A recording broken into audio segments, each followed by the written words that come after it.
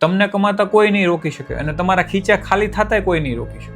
જેને માથામાં વાળ નથી, જેને ટાઈલ છે, એ તેલ વેચે છે માથામાં વાળ ઉગાડવાનું.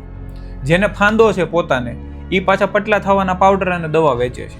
જે પોતે ડોક્ટર નથી, એ ડોક્ટર કરતાં 10 ગણી આયુર્વેદિક દવાઓ છે, આ ક્રીમ છે, ઓલા છે, એવી ક્રીમો વેચે છે, દવાઓ વેચે. જે પોતે કાળીઓ છે, એ ધોળા થવાની ક્રીમો વેચે છે. અને જે પોતે પ્રોડક્ટ બનાવે છે, એ પોતે ખાતા નથી ને ગામને ધોમ વેચે છે. જુબા કેસરી, પડીકા, સિગરેટ, દારૂ, આવી ઘણી બધી વસ્તુઓ છે. અને આપણે એમ કહીએ છીએ કે આપણે સ્માર્ટ છીએ.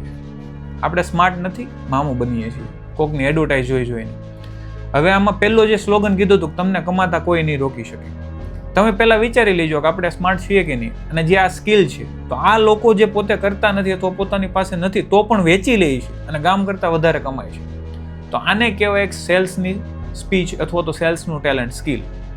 જો તમને સેલ્સ કરતાં આવડી ગયું, હું ખોટું નથી શીખવાડતો, જો તમને સેલ્સ કરતાં આવડી ગયું કોઈ પણ વસ્તુ, પેલું કહેવાય ને કે ટકલાને દાંતીઓ વેચીને બતાવો, આ એની જે વસ્તુ છે કે જેને જે વસ્તુ નથી એ લોકો આજે વેચે છે, ધોમ વેચે છે અને કમાય છે. તો તમને જો સેલ્સ કરતાં આવડી ગયું અને એડવર્ટાઇઝ જોઈને એટ્રેક્ટ થવાનું બંધ થઈ ગયું તો તમારા ખીચા ખાલી થતા અટકી જશે અને સેલ્સ કરતાં આવડી ગયું તો તમે કમાતા શીખી જશો. જેને અનુભવ થયો હોય એ કોમેન્ટ કરજો અને શેર કરજો તમારા મિત્રો સાથે. અને તમે પોતે વિચારી લેજો ક્યાં ક્યાં ભટકાણા છો આમાં. કોકની એડવર્ટાઇઝ જોઈને એવી ઘણી બધી વસ્તુઓ આપણી પાસે હશે કે જો કોઈ ફાયદાકારક નહીં હોય.